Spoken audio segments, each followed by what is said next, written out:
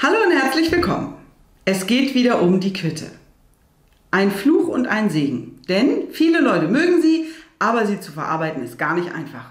Und in diesem Video möchte ich euch zeigen, wie man sowas leicht und relativ einfach macht und trotzdem eine hohe Ausbeute hat. Viel Spaß dabei!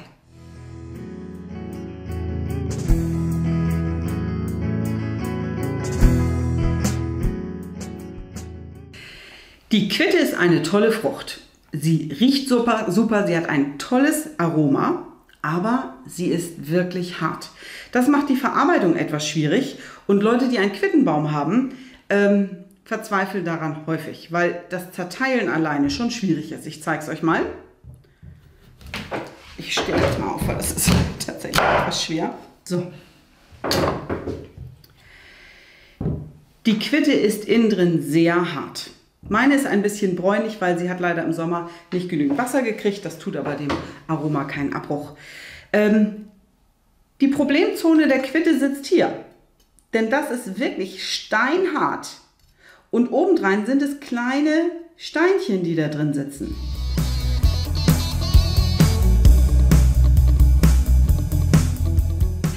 In den meisten Rezepten für Quittengelee sagt es, man soll die Frucht zerkleinern, das mit Wasser auffüllen, es dann kochen und so den Saft entziehen und dann am Ende die Früchte den Saft ablaufen lassen und dann soll man die kleinen Stückchen, die kann man ja weiter verarbeiten zu Mousse.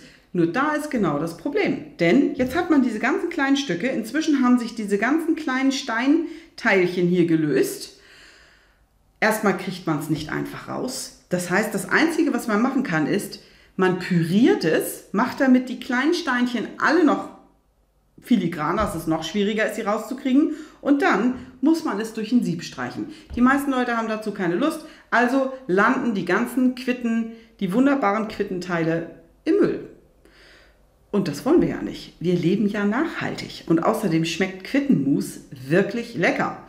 Das heißt, ich möchte euch heute eine Art zeigen, wie man das machen kann, indem man nicht so viel Arbeit hat, das Kerngehäuse leicht rausbekommt und das Fruchtfleisch schön weiter zu Mousse verarbeiten kann, ohne Schwierigkeiten.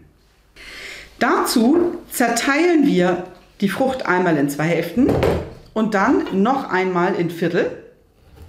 Und zwar bemühe ich mich dabei, möglichst hier die Blüte und den Strunk so zu haben, dass ich es leicht rausschneiden kann.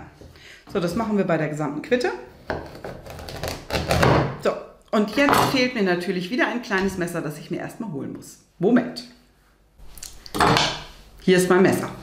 Also, was ich jetzt mache, ist Folgendes. Ich nehme nur, und das ist relativ einfach, hier die Ansätze von der Blüte und dem Stängel raus. Ne? So. Denn das lässt sich leicht entfernen. Will man hier ran, oh, das ist wirklich hart, das ist wirklich nicht einfach zu machen. Und wir lassen das hier intakt. Das lässt sich nämlich dann, wenn es gekocht ist, einfach rauslösen. Das zeige ich euch nachher. So, also erstmal Blüte und Stängel entfernen. So. Und dann werden diese Teile mit Wasser aufgegossen, wie es auch in jedem Rezept steht, und der Saft entzogen für das Gelee.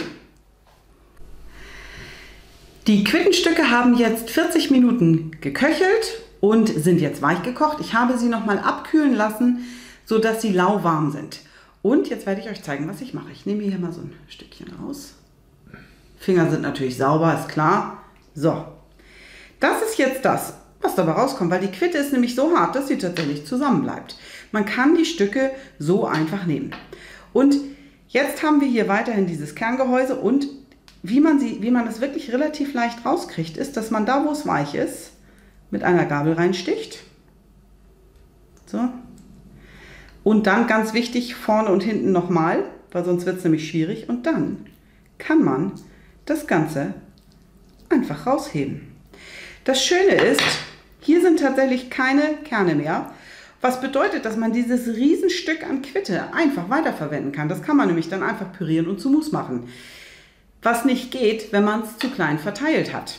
Das heißt, kein durch ein Sieb streichen mehr und gar nichts. Das kann einfach weiter verarbeitet werden. So, und hier haben wir jetzt dieses ganze Stück mit den gesamten Steinchen. Das zeige ich hier auch nochmal, wenn man das nämlich jetzt zerdrückt, weil das ist, was passiert, wenn man es dann versucht zu zerkleinern, während es noch drin ist.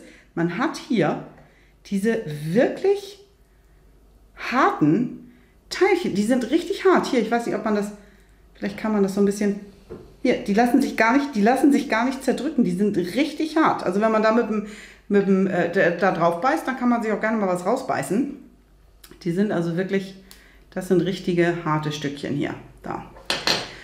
Und die sind jetzt alle weg. Das heißt, wir können hier einfach Stück für Stück an den Quitten arbeiten, die hier rausnehmen, das Kerngehäuse einfach schön rausziehen. Ist eine nette Arbeit, bisschen Musik dazu oder eine nette Gesellschaft. Und dann kann man einfach seine Quitten weiterverarbeiten.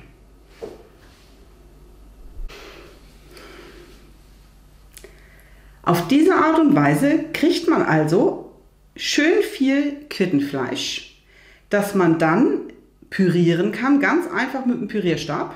Da sind dann auch keine Steine mehr drin. Und das kann man dann gleich weiterverwenden zu Quittenmus, Quittenmarmelade, Quittensoße, Quittenbrot und Fruchtleder. Und das ist doch eine gute Nachricht, oder?